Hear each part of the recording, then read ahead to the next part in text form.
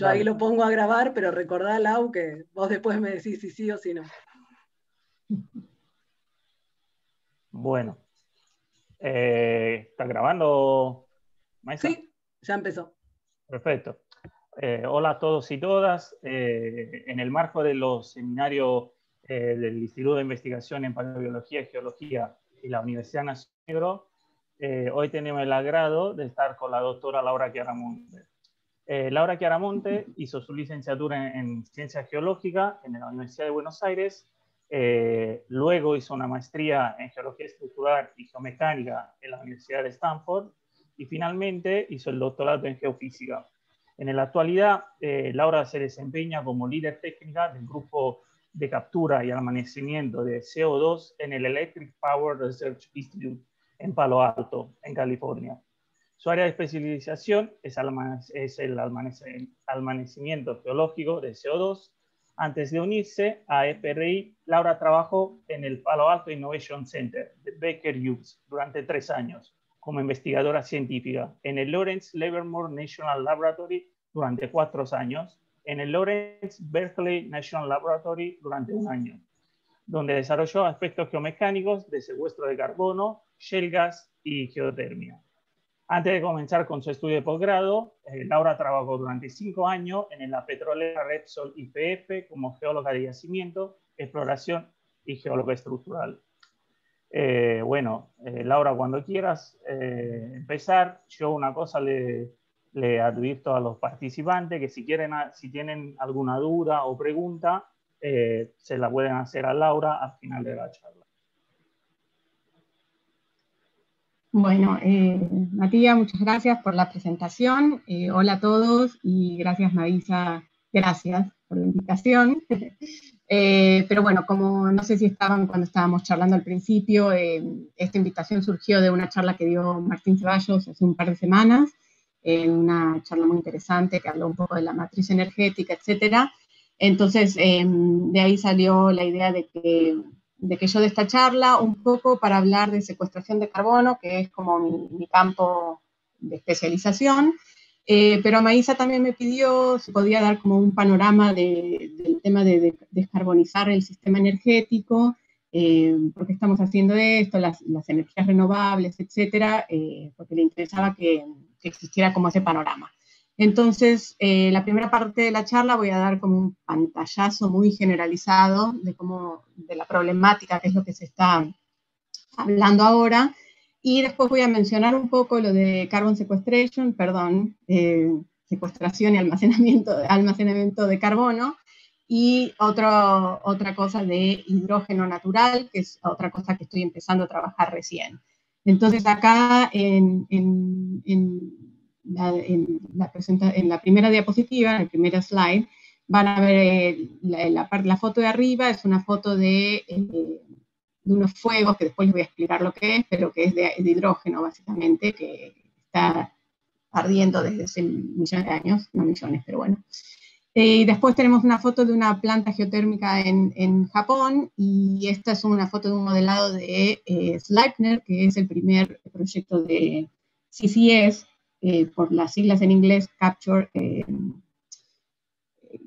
Storage of CO2, Carbon Capture and Storage, CCS, en Noruega. Así que bueno, eso es un poco lo que voy a hablar. Antes que nada quería hacer un disclaimer. Yo trabajé, me recibí en la UBA gracias a Ramos y a las chicas, Maísa, Laurita, Pamela y mi camada.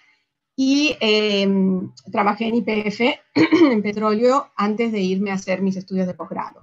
Y fue durante los estudios de posgrado que empecé a trabajar en este proyecto de CCS. Entonces, todo lo que yo he trabajado últimamente es en inglés.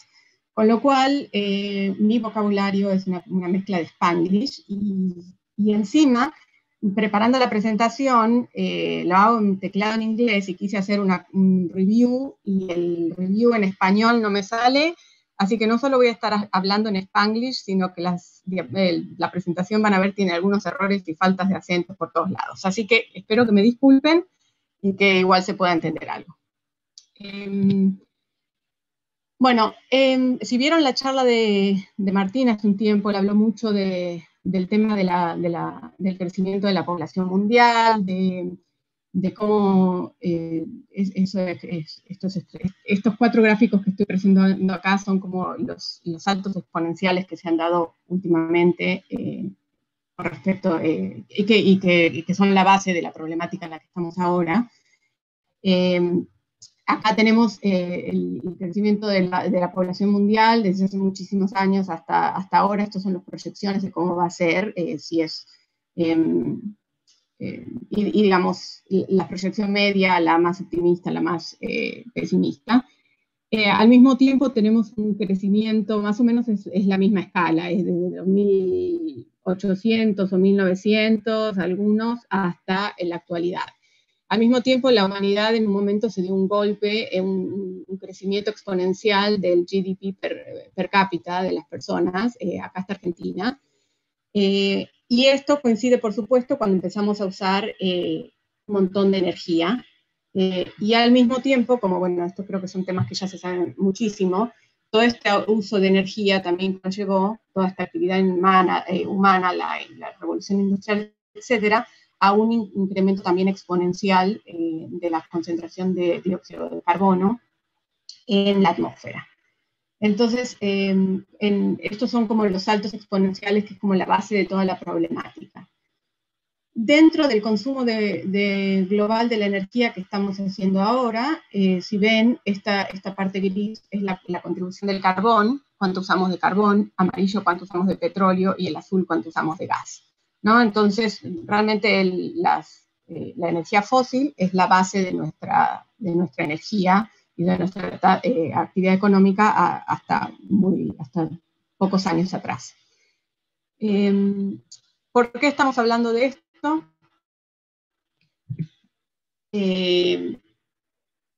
Obviamente ya creo que todos sabemos el tema del calentamiento global y el efecto del calentamiento global, cómo van a cambiar las corrientes marítimas, llevando a cambios en las precipitaciones, las inundaciones. Acá está la foto en Argentina, el tema de los cambios en los glaciares, los hielos, en los polos también. Esta es una foto en Siberia de cambios en el permafrost, se empieza a descongelar el suelo y hay liberación masiva de dióxido de carbono con huecos que se forman, etc. Un poco más anecdóticamente, pero bueno, no es anecdótico, las temporadas recientes de fuego, no sé si habrán leído en California, yo en este momento estoy viviendo en California, que bueno, cada vez son más extensas, cada vez hay más días calurosos, por ende hay más sequía y por ende hay fuegos más grandes. Esta foto es una foto que sacaron en los diarios, que es un poco, como que mostraba el momento en donde nos agarró, ¿no? Con todo el tema de usar máscaras, etcétera, con el tema de la pandemia, al mismo tiempo quemándose en un hogar de ancianos, todo el tema de, bueno, quizás de crecimiento de pandemias, etcétera. Y esto sí que anecdótico, esto es una foto desde la puerta de mi casa, porque de acuerdo a hace poco hubo un evento masivo de una tormenta eléctrica que prendió un montón de fuegos por acá y se empezó a quemar todo alrededor de San Francisco, de la bahía de San Francisco, que es donde yo vivo, y había una cantidad de humo terrible. Pero hubo un día particular en donde desde que amaneció hasta que oscureció, el cielo estaba absolutamente naranja. O sea, acá hay una foto del Golden Gate o del Bay Bridge. Estas fotos son sacadas sin filtro. Y era una cosa realmente, si había algún escéptico del cambio climático, esto no es una evidencia científica, simplemente una cuestión de percepción, pero si había un escéptico del cambio climático en esta zona ese día, realmente que creemos hasta en el apocalipsis. Realmente era como muy surreal salir a la puerta y que el cielo esté naranja durante 12 horas y que el sol no salga, ¿no? Bueno, entonces, realmente los efectos del cambio climático, bueno, creo que ya hay un consenso bastante grande. Quizás esto de que estoy hablando tanto tiempo de esto es porque estoy acá en Estados Unidos, donde ustedes sabrán que hay sectores que todavía lo deniegan, aunque son muy pocos. Pero bueno, otra cosa muy importante que se habla es que, o por lo menos importante para nosotros, volviendo un poco acá atrás, es que todo este crecimiento global per cápita, consumo de energía, etcétera, hizo que muchos me acabo de dar cuenta que los slides van un poco más lentos, así que ahí volví a la diapositiva de los gráficos. Muchos de estos cambios de usos de energía permitió que los países desarrollados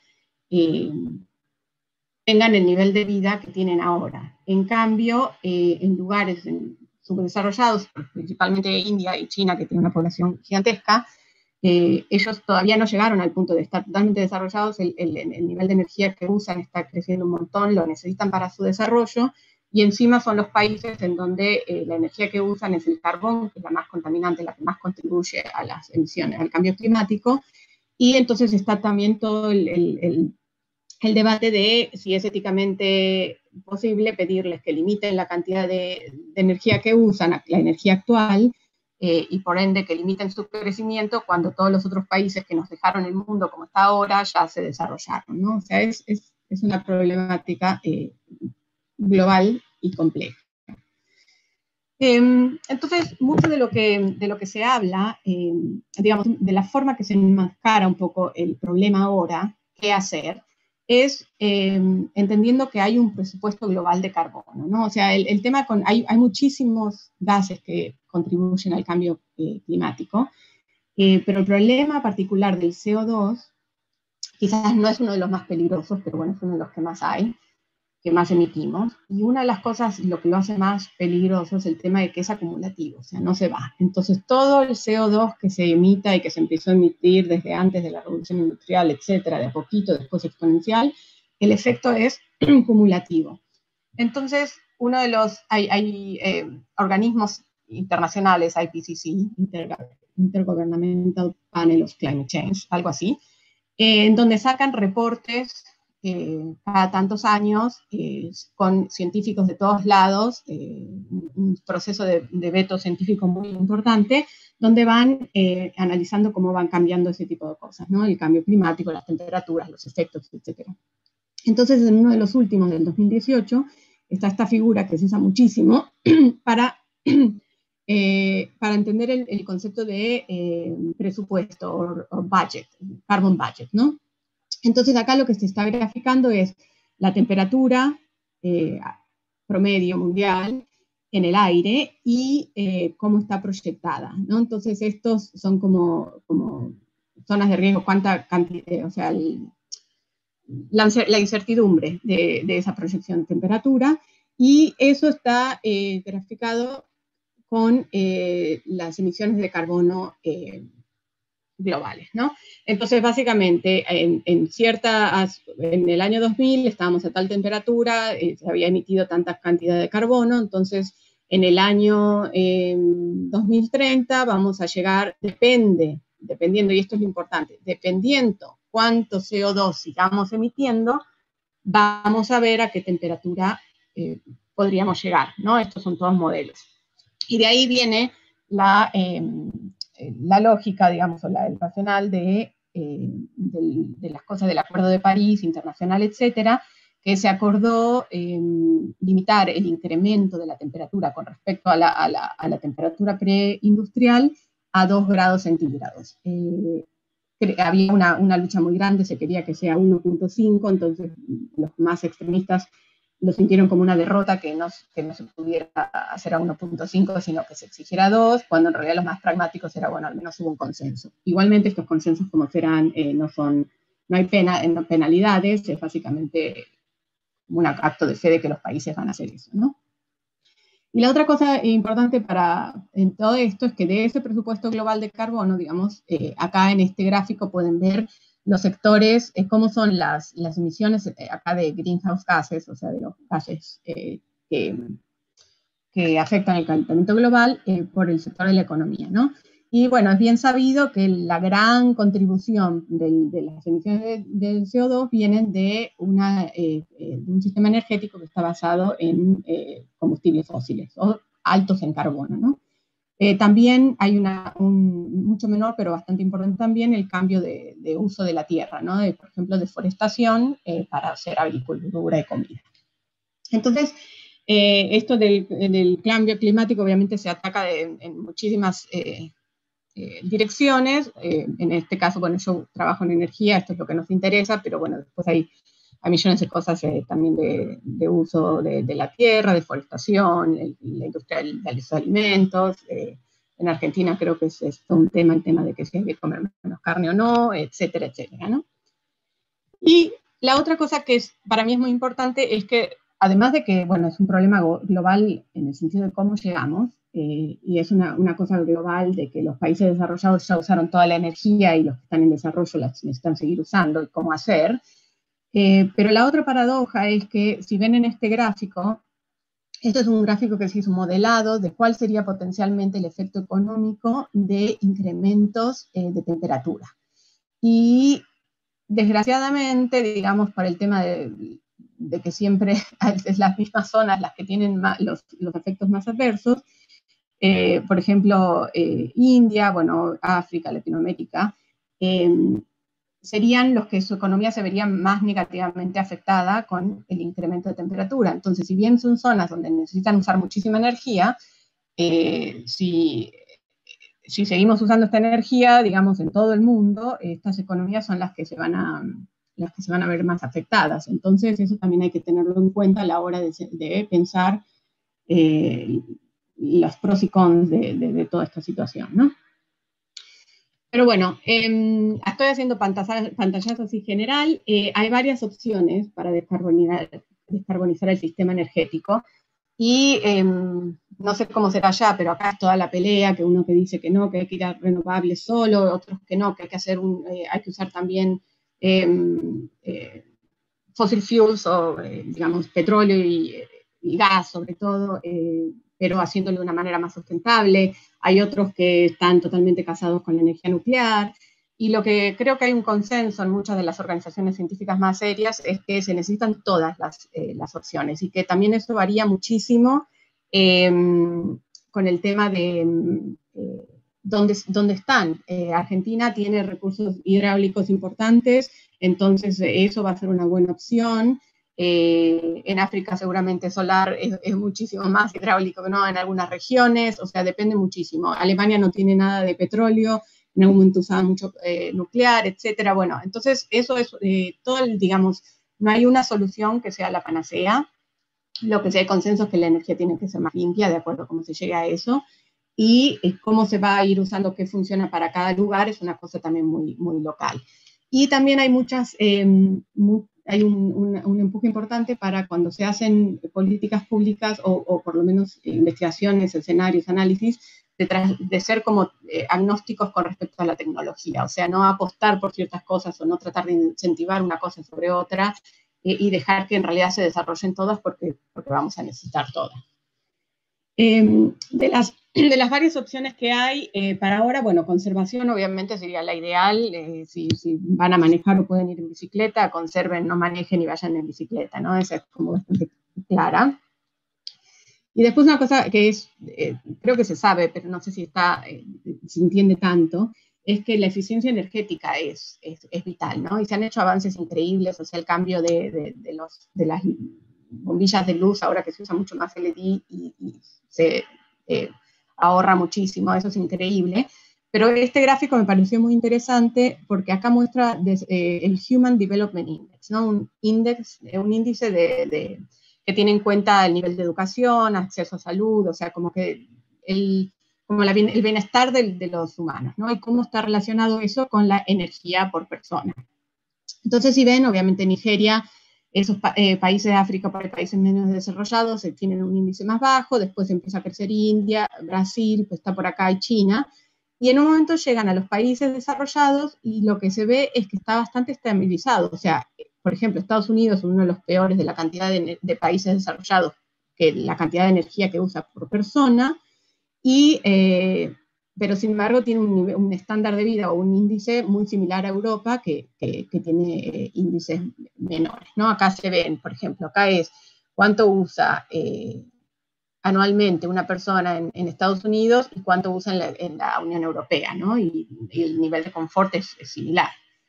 Entonces, en este sentido, por ejemplo, si empujamos todos los países desarrollados que vuelvan más o menos a este lugar, que van a tener el mismo índice de vida, pero con una reducción en la cantidad de energía que se consume, eso es un target. Acá no hay tantas, como que es un target mucho más accesible, ¿no? Entonces, esto es una cosa muy importante y hay mucha gente trabajando en esto. Después, otro de los cambios importantes y que ha sido una de las cosas que más ha ayudado últimamente es el cambio que se dio de dejar de usar carbón y empezar a usar gas natural. O sea, eso fue, carbón además tiene un montón de problemas también de cosas que emiten para la salud inmediata, no solo el cambio climático, que es importante, entonces poder cambiar a gas natural, por ejemplo, acá ven, este es un gráfico en donde está mostrando la cantidad de emisiones por año.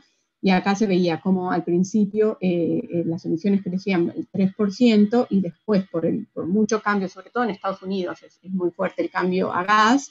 Entonces acá empezó el crecimiento de emisiones de carbono, decreció con respecto a eso.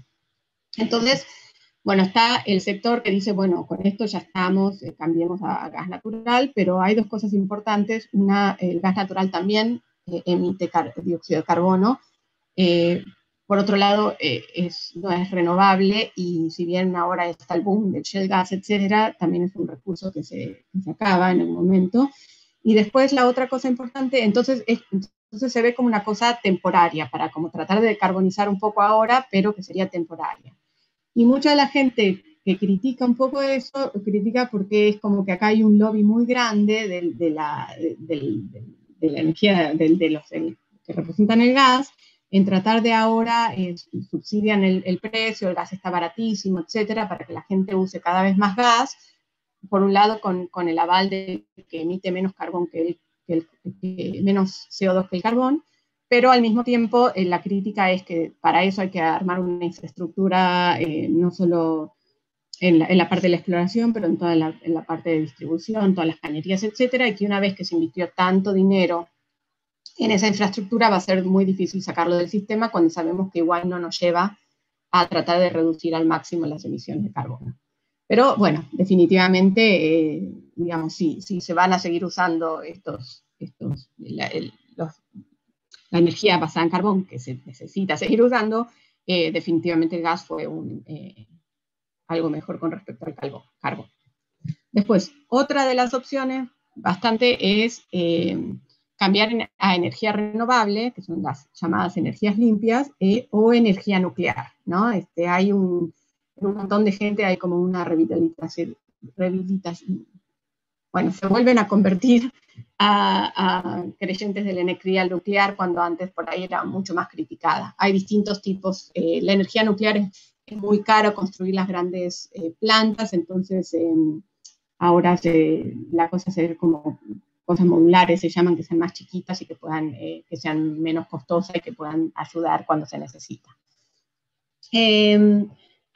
Bueno, la energía renovable, hay muchísimos recursos. Acá podemos ver cuánto de cada energía renovable hay con respecto a la consumición de los humanos. O sea, el radio 1 sería lo que consumimos. Y bueno, solar hay muchísima, viento también. Por acá está geotermia, que está acá. Y bueno, y otras, ¿no? Y esto se los dejo para que después, si los quieren ver, hay lugares en donde, por ejemplo, la energía más barata que se pueda conseguir es la renovable, no en todos, pero en algunos lugares es, ¿no? Pero hay un montón de desafíos con la energía renovable, ¿no? Entonces acá, por ejemplo, voy a hablar de alguno de estos con un ejemplo de California. Esto es la cantidad de renovables que hay en el sistema de electricidad en California, ¿no? Entonces, si ven acá está geotermia. Geotermia, esta línea roja es una línea muy constante y el viento eólica o viento, wind, no sé qué término exacto se usa, y solar es en amarillo, ¿no?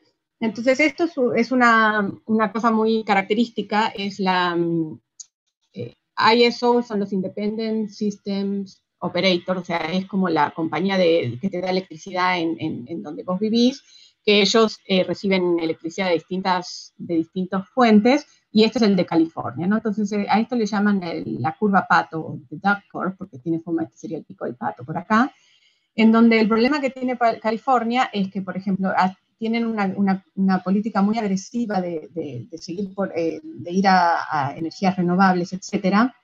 Pero lo que pasa es que, bueno, acá tienen, esta es digamos, la línea azul es la demanda que se necesita, o sea, cuánta electricidad necesita California en 24 horas, ¿no? Esto es a las 12 de la noche hasta las 12 de la noche siguiente. Entonces, esto es, la verde es la energía neta que se necesita. O sea, una vez que le sacás solar y wind, ¿cuánto necesitas que vengan de otras fuentes? Entonces, si ven, al mediodía, obviamente hay una contribución de viento y de solar muy alta, pero a las 4 de la tarde empieza a bajar hasta las 7 de la tarde, y acá es donde se dice que mágicamente California tiene que empezar a sacar energía de otros lados. Porque lo que se necesita es una energía limpia a demanda. O sea, en el momento que vos apretás el interruptor, se prende la luz. O sea, no que solo la puedas usar cuando haya. Entonces, de acá vemos dos cosas dos cosas importantes. Una es que, por ejemplo, geotermia dentro de las renovables es una de las pocas que se llama de base load. No sé cuál será el término en español, pero básicamente que está siempre constante. El gas, el carbón, la nuclear, son esas que te dan energía en cualquier momento. Y el sol y el viento son las intermitentes, las que varían, depende del día, ¿no?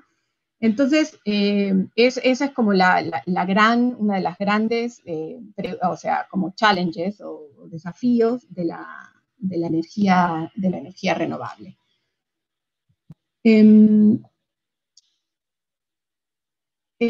Otra de las cosas, y otra cosa importante que quería decir acá es que el otro problema con la energía renovable es que no es una energía, o sea, es como cuando se mete mucha energía renovable en el sistema, lo que se necesita es un sistema que sea flexible.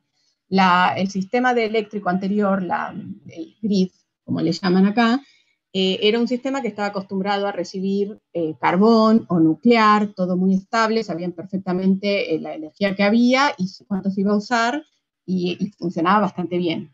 Pero ahora de repente empiezan a meter otro tipo de energías, ahí si estás lidiando con solar viene mucho más en otro momento, etcétera, y entonces necesitas un sistema mucho más flexible.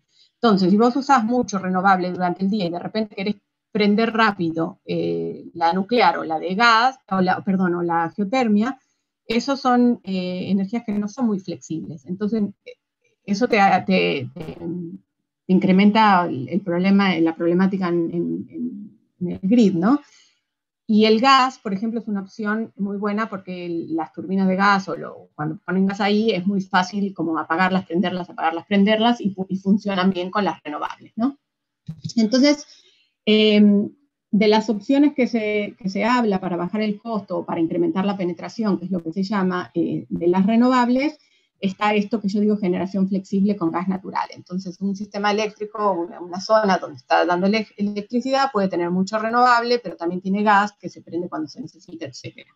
Obviamente, en todo esto que decimos de decarbonizar la energía, el sistema energético, el goal es llegar a net zero, o sea, como que no haya emisiones de carbono.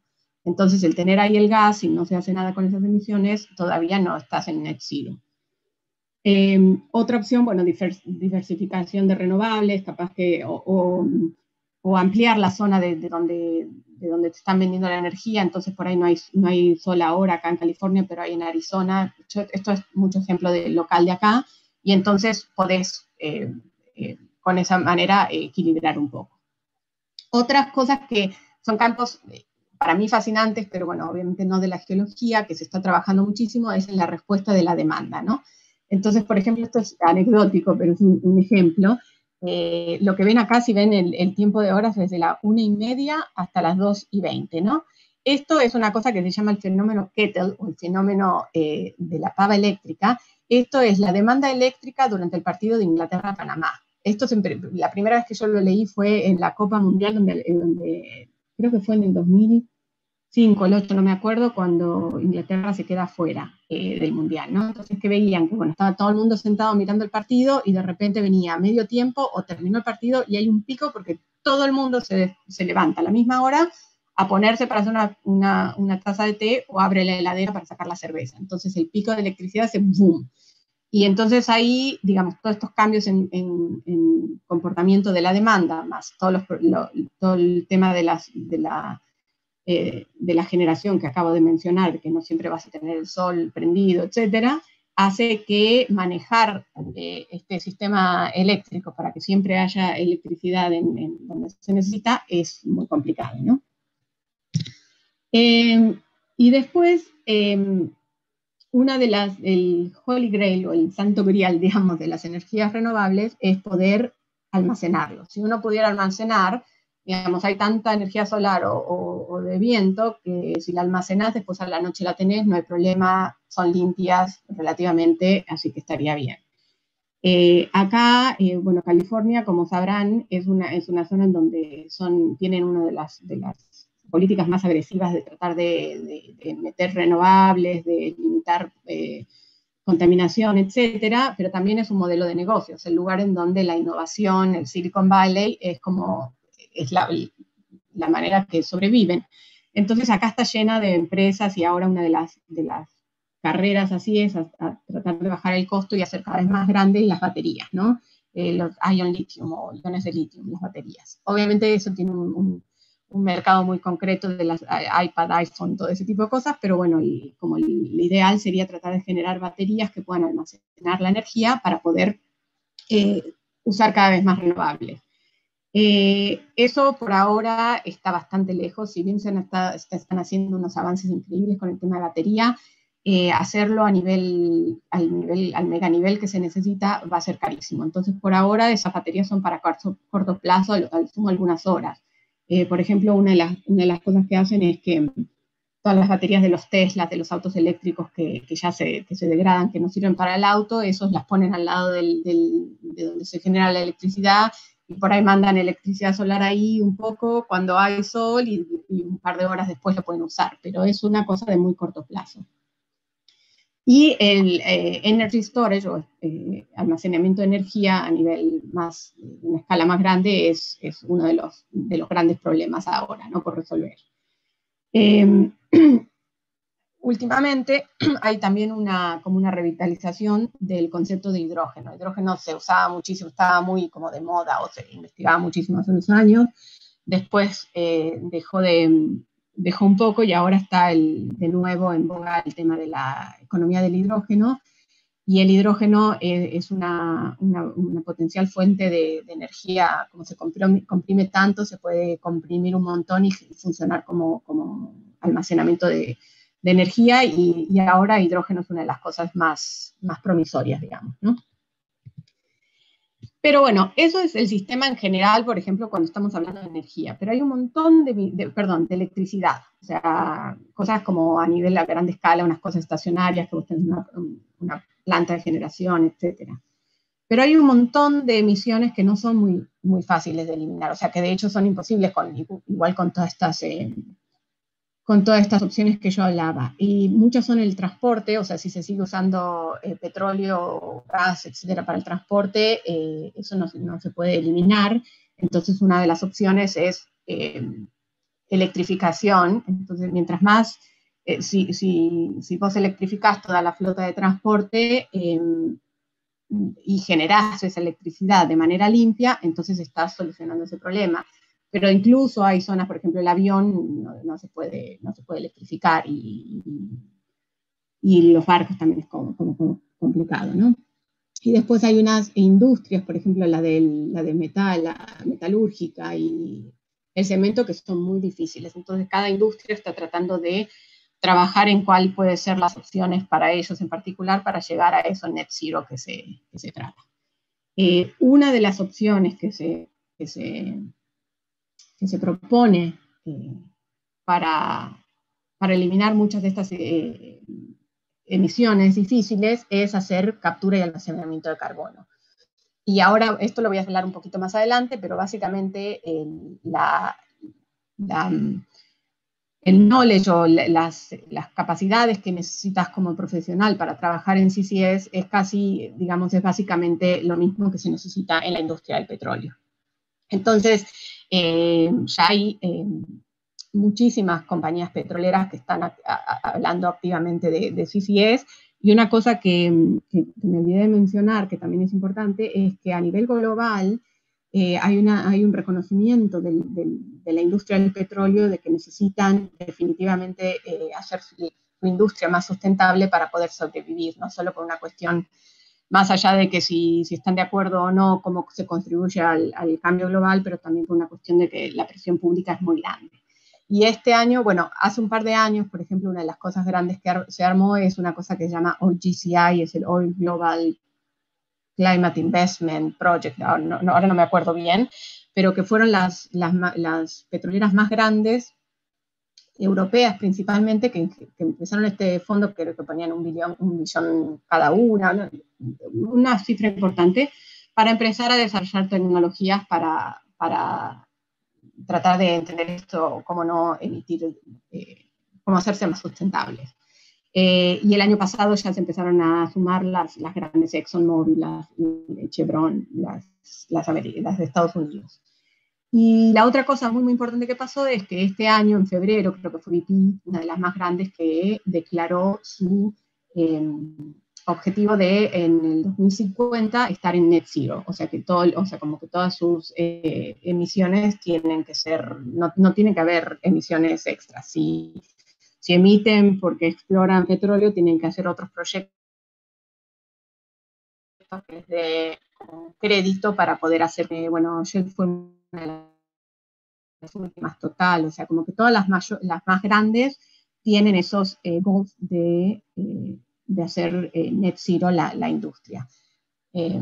Así que bueno, eso es como para ponerlo en contexto de cómo está la industria del petróleo respondiendo a eso. Y definitivamente CCS, como se dice en inglés, Carbon Capture and Storage, es una de las opciones que, no solo porque es directamente en la línea de negocio que hacen las petroleras, tienen todas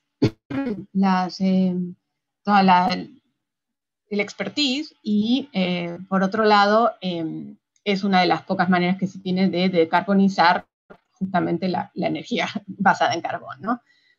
Por otro lado, Statoil es una de las pioneras en trabajar en esto en CCS. De hecho, el primer proyecto mundial, del que voy a mencionar un poquito ahora, y ahora tienen 3 proyectos activos, ellos lo están haciendo, y Statoil, que ahora se llama, bueno, Equinor, se posicionó como que su gol es ponerse como el que se ocupa del CO2 europeo o del mundo, ¿no? Entonces están como que ese va a ser como un poco su línea de negocio. Y, por ejemplo, Total en algún momento también se habían empezado como a posicionar como service provider. En vez de ser Schlumberger, el service provider de la industria del petróleo, las petroleras serían el service provider del resto del mundo para hacerse cargo del CO2, porque si hay algo que la industria petrolera conoce es el subsuelo, ¿no? Entonces, eso es un poco, digamos, el panorama que se ve desde acá. Bueno, otra forma, bueno, quería mencionar, no voy a hablar, ahora voy a pasar un poco más a hablar de 2 o 3 áreas de la geología que contribuyen a hacer un poco más, limitar las emisiones de carbono en la energía. No voy a hablar mucho de geotermia, creo que en Argentina es mucho más conocido, así que solo quiero mencionar un par de cosas. Si ven en este gráfico, que igual es un poco chiquito, acá están las energías convencionales a la derecha, donde tenemos carbón y todo eso, en donde están en un rango un poco más como de energías estables, o que uno puede, como un constante de generación que se puede confiar. Y acá están como las renovables con mucho más baja capacidad y que son estas intermitentes, ¿no? Entonces, geotermia está ahí arriba, sería eso que se llama como el base load, sería muy bueno que pudiera ver. Es una de las energías más baratas, pero el problema también es que no se puede explotar en todos lados. Si uno pudiera perforar, digamos, si uno tuviera la capacidad técnica, si no se derritieran los materiales, las cañerías, etcétera, y pudiera uno perforar a 12, 15 kilómetros, quizás geotermia habría en todos lados, ¿no? Pero bueno, hasta ahora hay un límite técnico de la cantidad de geotermia que se puede usar. Una cosa que sí es mucho más factible en el corto plazo es una cosa que se llama direct use acá, que usar geotermia para calefacción o heat pumps, como se llaman, en donde no hace falta perforar tan profundo, digamos, los proyectos de geotermia en 200, 300 grados, etcétera, pero esto para el uso directo con perforar no tan profundo, agarrar agua que esté a 50 grados centígrados, etcétera, se la puede traer y usar como calefacción. Y eso es una cosa que se está trabajando bastante. Bueno, y ahora lo que voy a hacer es hablar un poco de captura y almacenamiento de carbono. Esto es lo que yo más me dedico, digamos. Como les contaba, hice mi posgrado, bueno, venía un poco con un background más petrolero, y cuando hice mi doctorado, lo empecé, entre los proyectos que había de posibilidad, uno era esto de captura y almacenamiento de carbono, y la verdad que toda la problemática energética, o sea, todo lo que aprendí ahí me fascinó, y además, bueno, yo aplico la geología estructural en cierta medida, pero más la geomecánica, a tratar de entender si se puede hacer, si es seguro y cómo hacerlo, ¿no? Pero el concepto básicamente nació de que, bueno, esto es una power plant, acá el sistema energético en Estados Unidos está muy basado en carbón, o sea que era vital tratar de hacer algo con el CO2. Entonces la idea es, en estas power plants que se llaman, tratar de capturar el CO2. Hay un montón de métodos, no voy a hablar de todo el tema de la captura, es muy ingenieril, se usan membranas, post-combustion, pre-combustion, combustion, capture, etcétera, pero bueno, eso se hace acá arriba. Y la idea, bueno, una vez que se captura, se comprime. El CO2 es un gas que cuando se comprime a mucha presión y temperatura queda en un estado súper crítico, que tiene como propiedades parecidas a un líquido. Y la idea, bueno, transportarlo y inyectarlo en el subsuelo para que quede atrapado.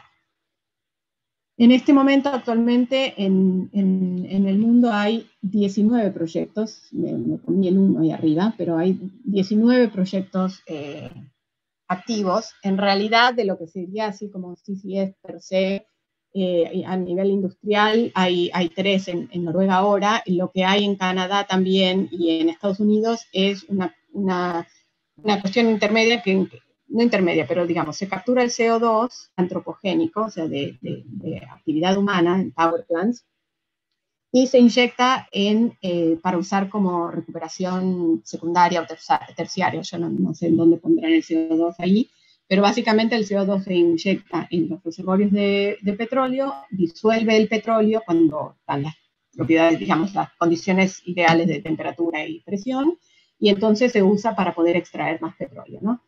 Entonces, eso es una cosa muy grande. Acá en Estados Unidos se usa muchísimo, y tradicionalmente esto se llama EOR, Enhanced Oil Recovery, y tradicionalmente en los 50, bueno, no sé cuándo empezaron, 70 me parece, lo que hacían era que perforaban en lugares donde hubiera CO2, extraían el CO2 y lo inyectaban en el petróleo, y entonces la política era tratar de usar la mínima cantidad de CO2 posible, porque era caro, para sacar la mayor cantidad de petróleo.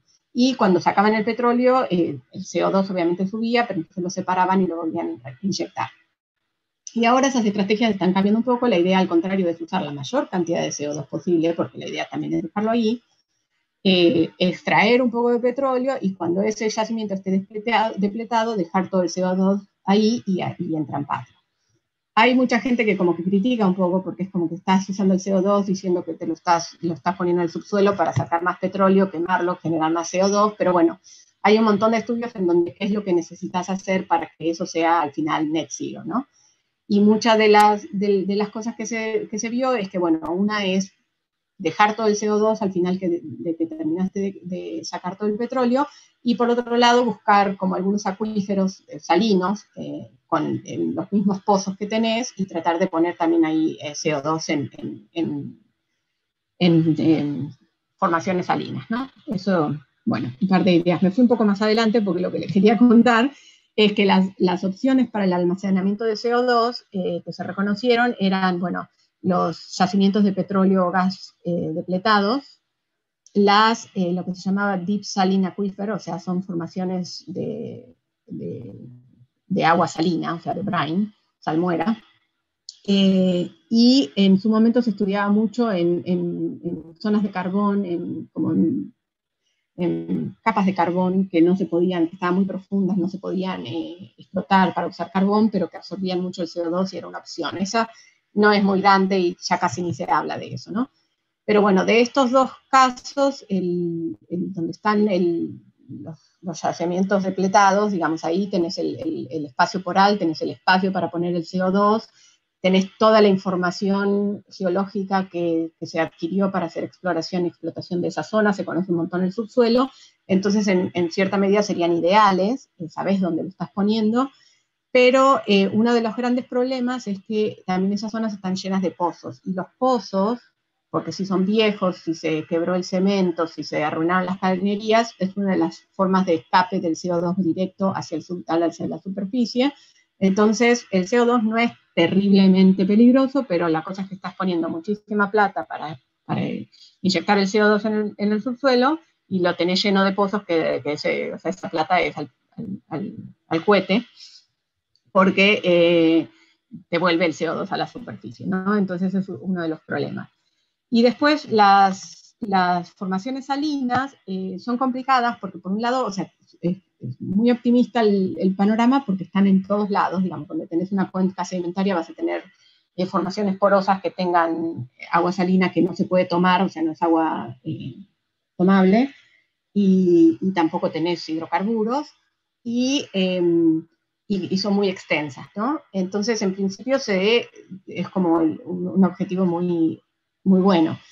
Pero uno de los grandes problemas que se tiene es que como no es zona de exploración, casi no se tienen datos, ¿no? Entonces es como que tenés que trabajar un poco a ciegas.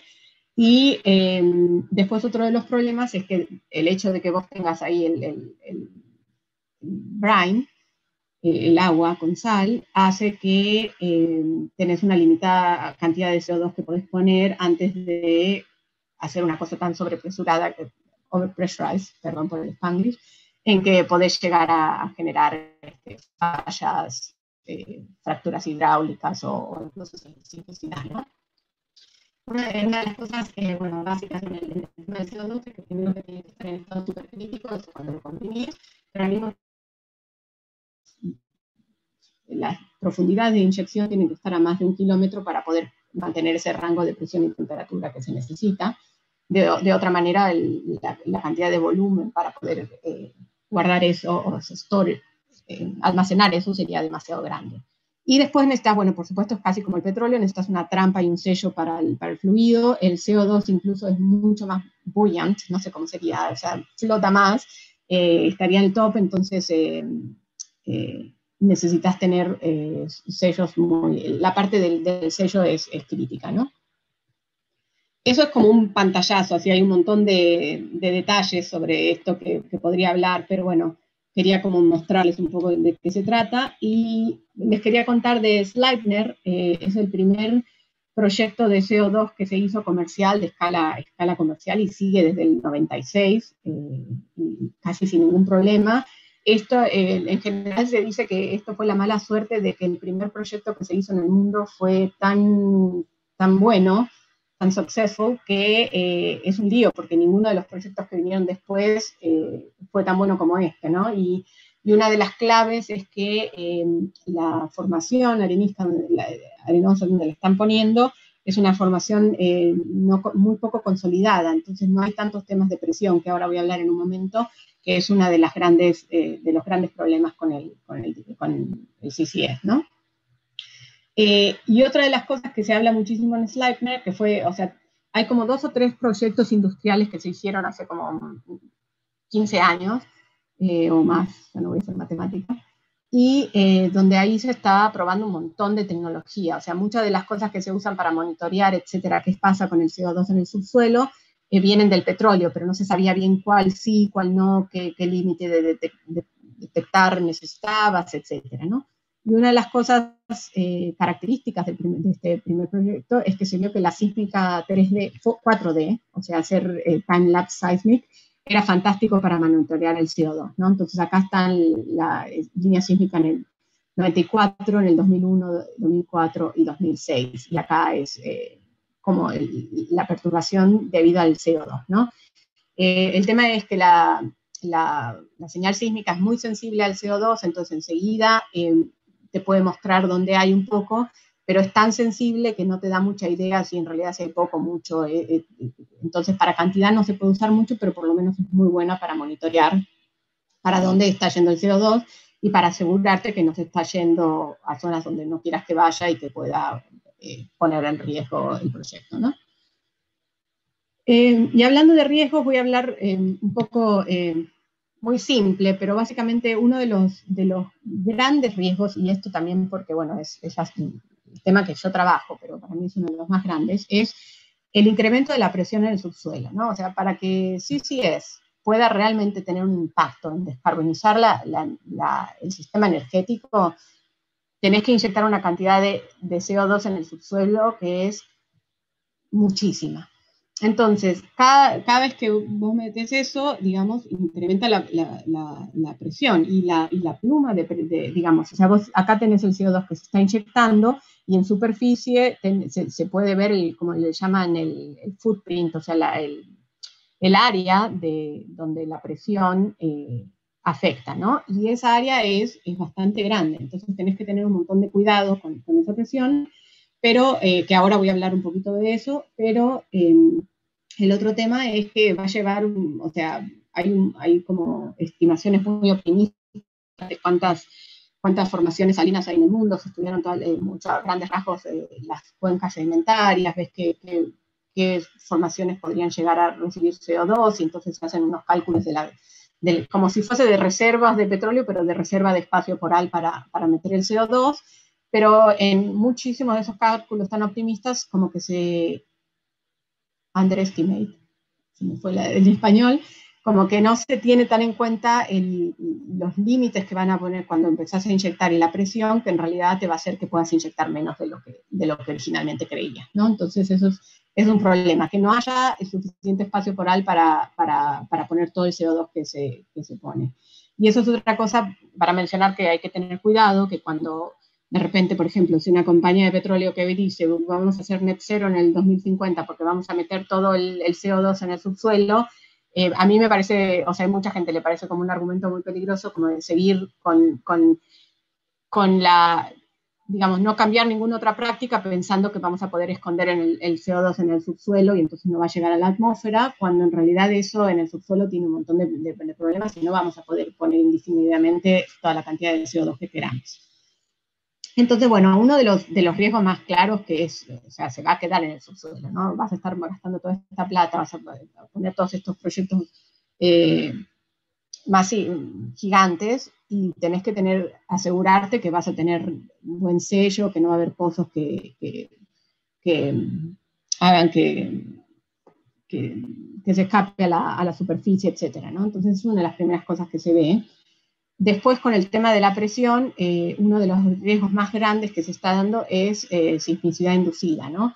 Y esta rama de estudio es muy similar a los tipos de estudios que se hacen con la sismicidad inducida con respecto al fracking, por el tema, o sea, no por el fracking per se, sino por la inyección de agua, toda el agua wastewater, el agua que digamos, que se extrae o de la formación, etcétera, que se tiene que volver a poner en el subsuelo. En realidad esa es la parte que también aumenta la presión increíble en las zonas de explotación de shale gas, y eso es lo que genera todo el tema de la sismicidad, ¿no? Entonces eso es muy parecido, digamos. Después, en todos los proyectos que se hace, otra de las cosas es que hay que tener muchísimo cuidado de que el CO2 no se escape y que suba por el subsuelo o por costados de pozos, etcétera, y que llegue a los acuíferos, porque lo que hace es acidificar el agua potable, y eso hace que la acidificación hace que se extraigan minerales pesados o cancerígenos incluso de la roca de alrededor, ¿no? Entonces eso es una de las cosas que hay que tener mucho cuidado.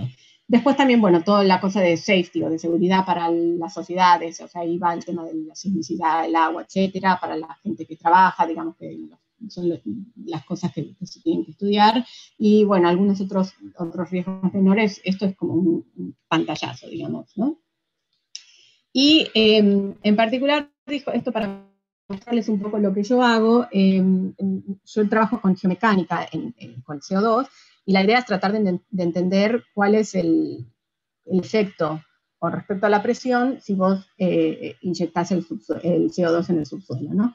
Entonces esto es una cosa esquemática en donde, bueno, está el pozo de inyección que se inyecta, el CO2 está acá, y mientras más inyectás, esto se incrementa la presión, y hay varios riesgos, ¿no? de leakage o del CO2 escaparse. El riesgo identificado más grande es los pozos abandonados, ¿no? Lo que yo mencioné. Entonces, eso es como es una cañería directa a la superficie, o sea que obviamente ahí se va a escapar. El CO2 puede químicamente interactuar con el cemento, pero también, bueno, ahí se están haciendo muchos estudios para hacer cementos que sean compatibles con CO2, pero también puede por presión hacer que haya deformación mecánica del cemento y que se generen grietas, etcétera, que hagan que se escape, ¿no? Entonces, esa es otra parte de estudio. Y la otra cosa es, si vos en tu sistema tenés como fallas, entonces, ¿qué pasa si vos estás incrementando la presión y haciendo que esas fallas se reactiven? Tenés el riesgo de sismicidad inducida, o tenés el problema también de que esas fallas reactivadas sean conductos para que el CO2 se escape. También se generan a veces reactivaciones en fallas más cerca de la superficie, entonces ahí puede haber deformación en la superficie, deformación para estructuras, etc. Esto pensando que son fallas chiquitas y que la parte de sismicidad puede ser menor. Pero con ese tema de que la presión, la pluma o el área donde la presión cambia es tan grande, muchas veces puede pasar, bueno, perdón, otra cosa que me olvidé mencionar es, si inyectás muchísimo CO2 en el subsuelo, en algún momento la presión va a ser tan grande que vas a generar una fractura hidráulica en el hard rock, y ahí también podés hacer que el CO2 se escape, ¿no? Y el otro tema que estaba hablando, de que como la señal de la presión, o el área de la perturbación de la presión es tan grande, que en realidad a veces podría estar llegando a agarrar a fallas regionales que son mucho más grandes, que en principio no se pensaba que podían estar afectadas, y que llega la presión y entonces ahí generar terremotos más grandes, ¿no? Entonces eso es todo un tema que hay que estudiar. Entonces, bueno, no, por un lado, no solo se tiene que estudiar el tema de las mismas problemáticas que en el petróleo, cómo son esas fallas, las características, cómo detectarlas, si la sísmica las ves o no, cuál es el límite de detectarlas, cómo modelarlas. Digamos, esa forma de trabajar es muy similar en el petróleo, pero también hay un montón de estudios, o sea, de gente trabajando en cómo hacer para mitigar ese tipo de cosas. O sea, tenés que tener un sistema de riesgos cuando se empieza a ver cierta sismicidad en una zona y se empieza a delinear una falla que por ahí no sabías que estaba. Entonces, sí se para el proyecto, pero obviamente el efecto no es inmediato. A veces han hablado de poner pozos que extraigan agua cercanos a fallas complicadas, entonces lo que vos estás haciendo, estás inyectando el CO2, aumenta la presión, pero estás como aliviando la presión en otras zonas al sacarle el brine o el agua salada, y entonces hacer como pressure management, que se llama, ¿no? Pero bueno, eso era para el pantallazo. Y ahora, espero no estar muy pasada de tiempo, pero lo último que quería mencionarles es otra cosa que empecé a trabajar hace poco, y que esto es como decimos, va a ser la visión optimista del geólogo, pero es el tema del hidrógeno natural. Yo cuando estaba en Argentina nunca había escuchado, no sé si ahora se habla más o no, pero el tema, como les comenté hace un rato, hay como un boom de nuevo con el tema de la economía del hidrógeno, ¿no? El hidrógeno es vital, podría ser una opción ideal para almacenar el tema de la energía renovable. Entonces, cuando el sol está brillando, se puede tener una cantidad de energía increíble. Si la podés almacenar, después la podés usar a la noche también. Entonces, el hidrógeno es como una opción muy, muy, muy atractiva. En este momento el hidrógeno se genera industrialmente de una manera relativamente barata, que es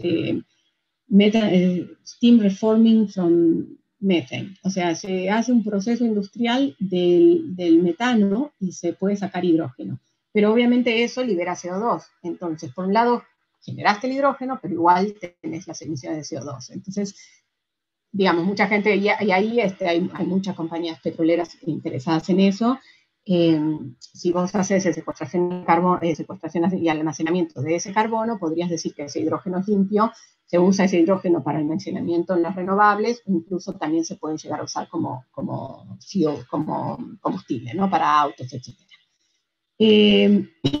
Pero después hay otra cosa muy grande que es el hidrógeno verde, que se llama, que se genera como de hacer electrólisis, o sea, de separar la molécula de agua y sacar hidrógeno de ahí, pero eso es mucho más caro. Entonces hay un campo de investigación también muy extenso en tratar de generar hidrógeno de esa manera, pero en este momento es carísimo. Y está todo el tema que creo que mencioné, no sé si lo dije tan explícito, pero una de las grandes cosas con las renovables es que para que solucionen no solo tienen que ser limpias, sino que tienen que ser baratas, porque si no estás afectando un montón de, o sea, todos los países subdesarrollados, digamos, que no pueden pagar tanta cantidad por energía limpia, ¿no? Entonces, bueno, el hidrógeno verde en este momento no es una solución que sea económica y por eso se está trabajando muchísimo. Pero lo que se empezó a ver ahora es el tema de que ese hidrógeno existe en el subsuelo, ¿no? O sea, en realidad, si vas a la literatura y lees todos los papers que se están haciendo ahora de la economía del hidrógeno, etcétera, todos tienen la primera fase, que es el hidrógeno no existe en una forma molecular, o sea, H2, libre en la naturaleza, porque es muy reactivo o porque es móvil, entonces reacciona con todo, o se escapa, o se va a la atmósfera, entonces no existe. Y por ende hay que generarlo con esto que les dije del metano o de la hidrólisis, etc. Pero hay un montón de evidencias, y ahora se están poniendo cada vez más, trayendo a primera plana, de que sí hay hidrógeno natural en la Tierra, ¿no? Esta foto que está acá es en el monte Quimera, en Turquía, y se cree que esto, que son como vents, o sea, como emanaciones de gas, donde hay mucha cantidad hay también metano o otros gases, pero hay mucho hidrógeno, y están casi como en combustión instantánea. Y se cree que esto es el origen de la primera flama olímpica, la primera fuego olímpico, y que está prendido desde esas épocas, ¿no? En este caso tiene casi un 11% de hidrógeno y está asociado a metano, que se llama abiótico, o sea, no es biótico, no es metano orgánico, sino inorgánico, ¿no? Y bueno, como digo, está activo desde hace 2500 años. Y acá hay todo en Rumania, en Azerbaiyán, en Suiza, en Irak, como todo un montón de estos lugares, de estos vents que se llaman, en donde tienen mucho hidrógeno. Esto se conoce muy bien, por ejemplo, en las dorsanes atlánticas. Creo que eso es una de las zonas donde más se ha estudiado. Y el tema es, digamos, es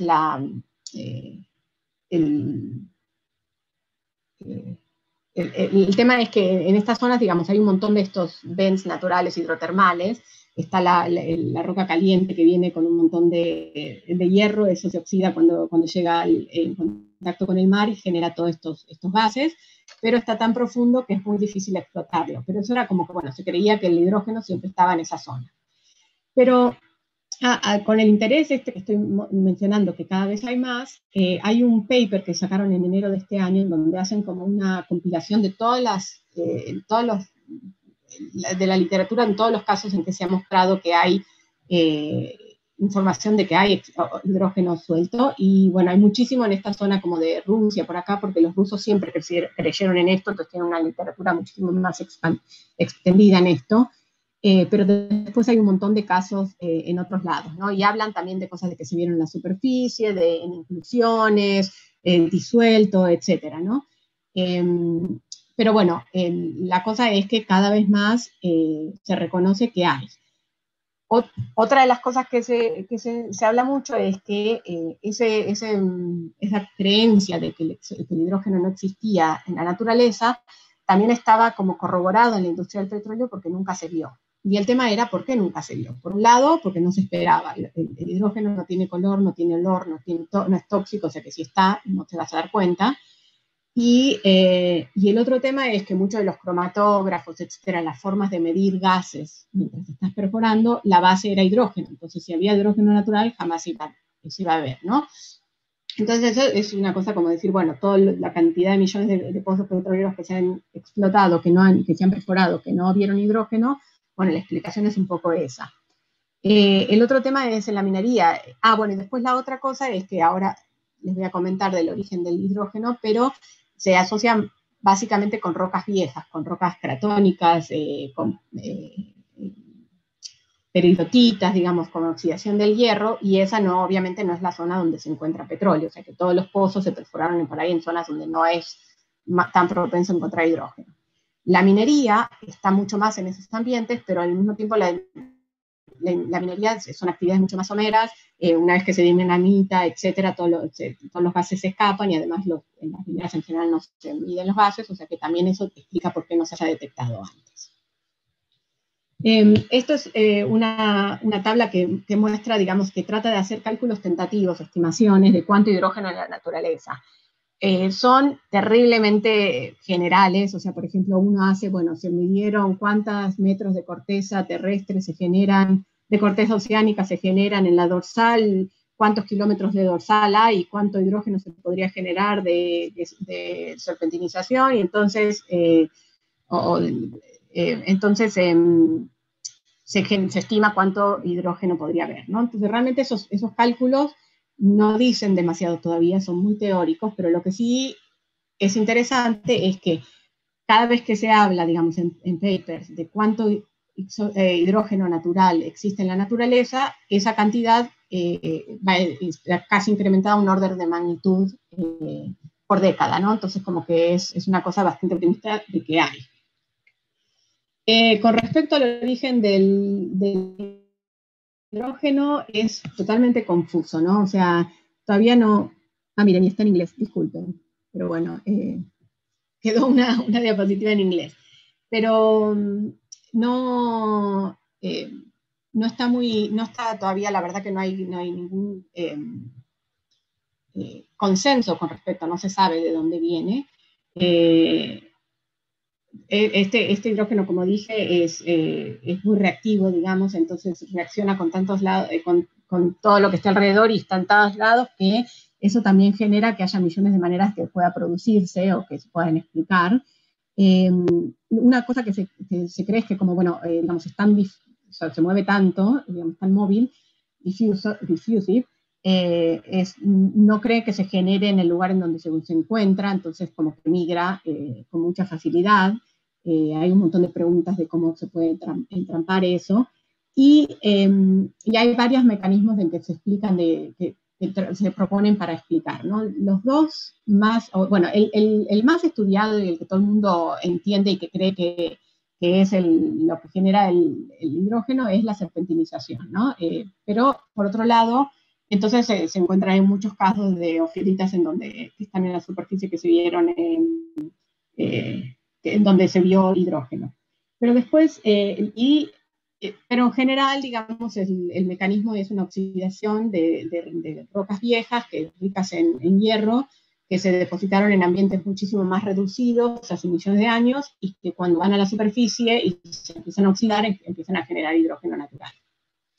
Pero después la otra grande que hay es una se llama degassing of deep seated hydrogen, que básicamente dice que en el manto y en el núcleo hay mucha cantidad de hidrógeno original de la formación de la Tierra, y que de a poquito se está desgasando, de a poquito, pero continuamente se está desgasando y sube a la superficie, y entonces por eso están por eso existe, ¿no? Y cualquiera de estas dos opciones, que son como dos extremos, implicaría que el hidrógeno se está generando continuamente, o sea, en escala humana, y que por ende se podría hablar como de un recurso renovable, ¿no? Esas son como las las dos grandes opciones. Después hay otros procesos que por ahí se comprueban que pueden ser, pero bueno, son mucho menor escala. Ya casi para terminar, una de las cosas que también fue como un punto de inflexión es que en el 97, por ahí estaban en Mali, estaban perforando un pozo para explotar agua, a 150 metros, pero bastante somero, y empezó a salir agua, o sea, presurizado, agua y hidrógeno, 98% de hidrógeno. Y desde esa época, ese pozo de hidrógeno le está dando electricidad a todo el pueblo, entonces lo usan para eso. Y después hay una compañía canadiense con contribución Mali, Petrona, que hizo toda una campaña de exploración, hicieron 12 pozos exploratorios, estudios físicos, geológicos, y es como que es el primer proyecto económico en donde se está usando hidrógeno natural, ¿no? Entonces ese fue como el punto en donde se empezó a ver de que esto podría llegar a ser una industria, y cada vez hay más actividad, ¿no? De hecho, una actividad, hicieron el primer pozo petrolero en Nebraska, acá en Estados Unidos, el año pasado, y ese pozo está asociado en otro ambiente en donde hay unas cosas características que se identifican con hidrógeno, que son como estas estructuras circulares o semicirculares que se ven en Rusia, en Brasil, en Estados Unidos. Estas fotos de Brasil. Y que el tema acá es como que hay una fuente de hidrógeno en profundidad que no se sabe bien qué es, y que difusamente ese hidrógeno empieza a salir y genera esa cosa en superficie muy circular y que afecta la vegetación, y por eso se ve tanto, ¿no? Entonces, este caso de Brasil, Engie, una compañía de electricidad francesa, ha estado estudiando, la mayoría del trabajo que se hace es de origen francés, digamos, en universidades y en empresas en Francia, y armaron sus aparatos para medir hidrógeno en superficie constante, etcétera, y están haciendo como estudios en Brasil para tratar de entender cómo es el flujo de ese hidrógeno y tratar de explicar algo. El problema en estos casos, por ejemplo, es que es tan difuso que es muy difícil saber si se puede capturar como para poder explotarlo económicamente. Pero básicamente todo esto es para mencionar de que con la visión objetiva de geólogos, mucha gente está preguntándose si es la nueva industria del petróleo. O sea, puede ser, hacen como toda una analogía que dicen que la industria del hidrógeno natural está a los niveles de lo que era la exploración petrolera en los 50, 40, no sé, donde recién se habían perforado el primer pozo, donde al principio se hacía lo que era la agroecología. Acá supongo que muchos de la gente que tiene como más años en la industria del petróleo van a conocer esta historia mejor, pero si bien el petróleo se conoce desde la antigüedad, se usaba bitumen, no sé, en la Biblia, creo que hay mención de eso.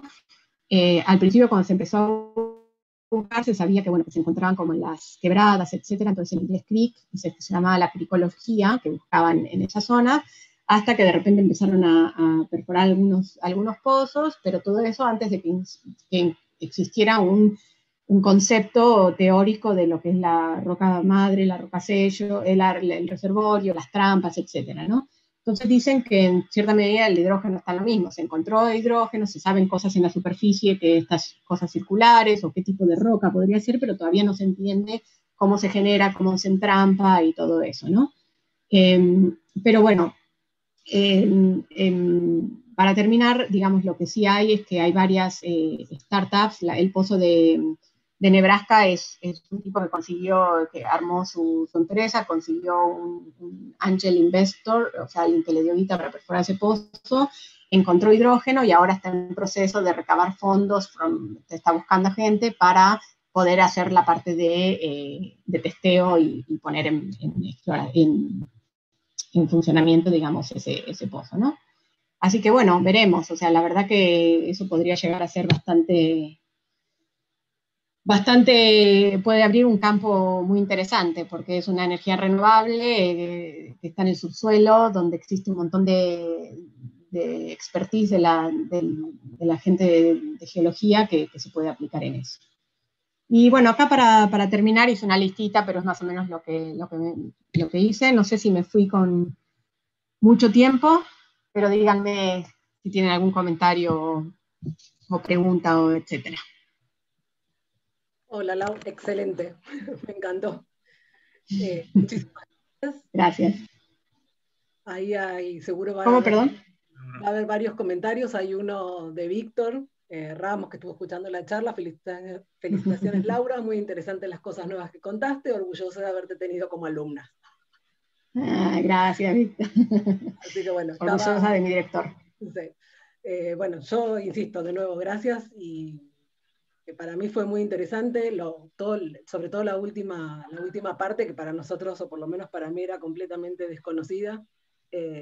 La mayoría sabe con Laura que somos amigas, pero cuando nos juntamos a charlar, pocas veces hablamos de lo que estamos trabajando. Muy pocas veces hablamos de lo que estamos trabajando. Muy pocas veces. Muy pocas veces. Así que bueno, a mí me gustó muchísimo. No sé si alguien quiere hacer alguna pregunta, pueden abrir los micrófonos, las cámaras y consultarla a Laura. Si querés, Lau, dejar de compartir, salvo que alguno quiera hacer dale. pregunta, pero para mí estuvo muy, muy claro. No sé si alguien... Ahí dejé de compartir. No, todavía no. Ahora sí. Van a ver en el rincón donde me exiliaron mi marido, mis hijos y todo, que todo el mundo agarró un lugar de la casa y acá me tocó a mí al lado del placar, así que disculpen el fondo. Sí, es así en pandemia. Así que bueno, hay todas felicitaciones en el chat, los saludos, gracias y demás. No sé, no hay ninguna pregunta, no creo que nos dejaste a todos así medio. Bien. Los mareé. No, pero con un montón de inquietudes y de cosas a futuro para hacer, ¿no? Como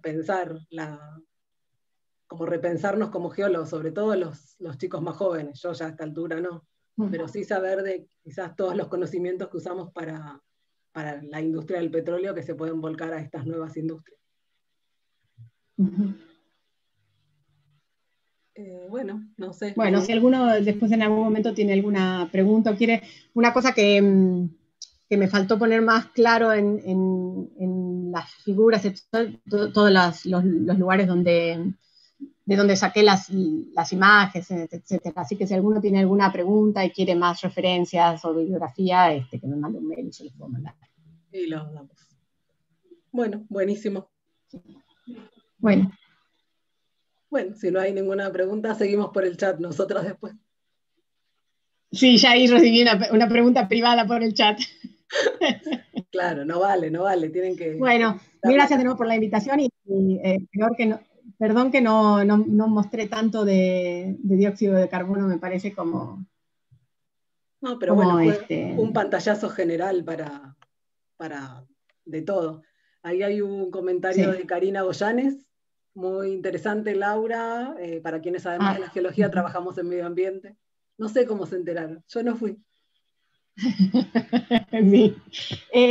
¿Se puede después guardarlo del chat? Porque acá recibí una privada, por ejemplo, para el mail, pero no los he estado, para mandar mi mail, pero no estoy revisando yo todos los... Sí, el chat queda guardado, ¿sí? Después yo te lo mando. Me lo pasas por si hay alguna pregunta o cosas. Sí, un comentario, ya que no hay muchas hay preguntas. El primero era que cuando Laura empezó a trabajar en geomecánica era como que estaba medio loca. Y hoy mecánica es realmente una disciplina por sí sola. Hay gente así como Laura que son geomecánicos, podríamos decir. Y en los últimos 10 años, el desarrollo de los reservorios tight y del shale es impresionante lo que han modificado la manera que visualizamos lo que hacemos en el subsuelo, los eventos que se van dando mientras estamos haciendo los desarrollos y lo que ha impactado sobre la geomecánica. Ese es un puente hacia inyectar cosas o residuos como el CO2 en el subsuelo fundamental, porque hoy hay muchos proyectos que tienen sus riesgos, sus desafíos, el tema de la sismicidad inducida, y creo que si no tuviéramos esa base tan sólida de los últimos 10 años, sería bastante complicado y muy riesgoso, porque seguramente incurriríamos en alguna falla grande en esto de almacenar y que se retenga en el subsuelo. Quería hacer un poco ese comentario, y es un mundo donde muchos de los chicos jóvenes van a transitar seguramente, y bueno, a Laura le ha tocado desde que se empezó a volcar parte de la industria, y ahora es toda una disciplina hacia ese lugar. No, tal cual, y gracias por aclarar, por señalar eso. Está buenísimo, que además me hace saltar a lo siguiente, ¿no? Con lo que hablamos bastante es como la preocupación de los estudiantes con respecto al petróleo y cómo es la geología, y si la geología está de modeo, ¿no? Cosas así, viste, que se habla o que se han charlado en estas presentaciones. Pero una cosa que por favor los chicos tengan en cuenta, geólogos, geofísicos, creo que ya el límite está más difuso, y es como las geociencias. Por favor sigan trabajando, porque necesitamos que poder predecir terremotos. Entonces, más allá de si el petróleo, el CO2 o no, hay preguntas vitales que vienen del subsuelo, que necesitamos que no sé si vamos a ser nosotros que podamos generar la predicción de los terremotos, pero definitivamente los nuevos geocientistas nos puedan ayudar con todas esas cosas, digamos. Eso es uno de los solos ejemplos que hay de las miles de cosas en que la geología y la geociencia es vital, ¿no? Sí, sí. Bueno, en el chat hay varios comentarios, agradecimientos, muchos sorprendidos como yo con la última parte. Hay una chica que es alumna de la uni que le interesa el tema, que después dice que te va a escribir para pedirte bibliografía, es una alumna de la carrera. Y después pregunta si hay trabajos en Argentina con energía geotérmica y en qué zona. Yo no sé si, Lau, vos sabés, no creo que estés muy al tanto, ¿no? Quizás Pamela No estoy Álvarez, tan al tanto. Quizás Pamela Álvarez seguro. nos puede decir, pero no sé. Como Laura trabaja ya desde hace tantos años en Estados Unidos, no creo que esté al tanto de la energía geotérmica. Bueno, ahí sí, tengo como algunas ideas, pero definitivamente expertos locales van a ayudar muchísimo más. Así que, Pam, te vamos a mandar al frente. Al frente. Si bien ya es casi chilena, pero bueno. No sabe, no contesta, todo es perfecto. Está silenciada. Y ahí, bueno, Maximiliano Míguez, también, si podés decir tu mail para preescribirte, para tener más bibliografía o profundizar en algunos temas. O si no, que me escriban a mí. Y sí, el mail mío de la universidad, y yo les paso tu mail. Dale, perfecto. Sí, lo que sea más fácil. También lo puedo poner acá, digamos. Como quieras. Doy el personal, así no, por los cambios laborales acá en Estados Unidos son más comunes que en Argentina.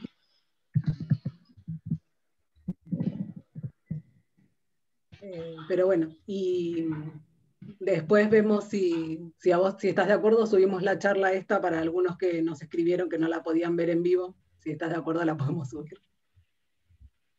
Dale, la voy a mirar a ver qué brutalidad dije, si no dije nada demasiado terrible. No, ninguna. Bueno, si no hay más comentarios, entonces... Bueno, de nuevo, mil gracias por la invitación.